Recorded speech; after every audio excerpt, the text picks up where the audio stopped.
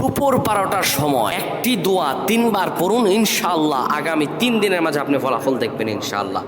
দুপুর 12টার সময় একটি দোয়া একবার পড়ুন, ইনশাআল্লাহ 3 দিনে আপনি ফলাফল দেখবেন নিজের মাঝে ইনশাআল্লাহুল আজিজ। এত ফজিলতপূর্ণ আমল এটি দেখেন ভাই, প্রত্যেকটা আমলের জন্য আপনার বিশ্বাস, আল্লাহর ওপর অবিচল বিশ্বাস, আস্থা, এবং আপনার দোয়া কবুল হবে নিয়ত সহি শুদ্ধ থাকা জরুরি। দোয়া কবুলের পূর্ব শর্ত হচ্ছে নিয়ত। ইন্নামা আমালু বিন্নিয়াত।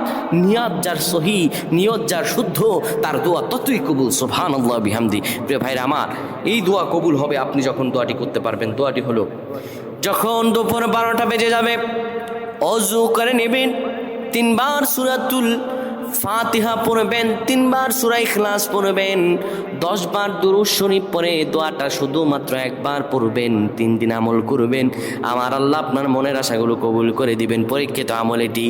দোয়াটি হলো, ইয়া রহিমাল মাসাকিন, ইয়া রহিমাল মাসাকিন, ইয়া রহিমাল মাসাকিন। এই দোয়াটা যদি আপনি পড়তে পারেন, আমার আল্লাহ রাব্বুল আলামিন আপনার দোয়াগুলো কবুল করে দিবেন। এটি 100% পরীক্ষিত আমল।